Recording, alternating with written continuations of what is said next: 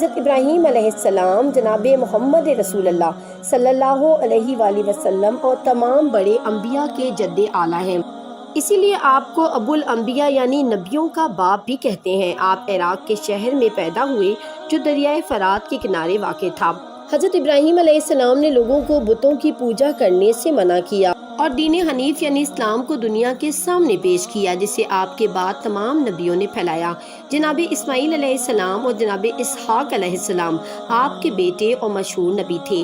ہمارے پیارے نبی حضرت محمد مصطفیٰ صلی اللہ علیہ وآلہ وسلم جناب اسماعیل علیہ السلام کی اولاد میں سے تھے۔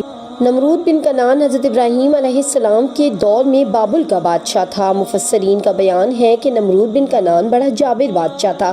سب سے پہلے اسی نے تاج شاہی اپنے سر پر رکھا، اس سے پہلے کسی بادشاہ نے تاج نہیں پہنا تھا۔ یہ لوگوں سے زبردستی خود کو خدا کہلواتا تھا۔ نمرود نے اپنی سلطنت بھر میں یہ قانون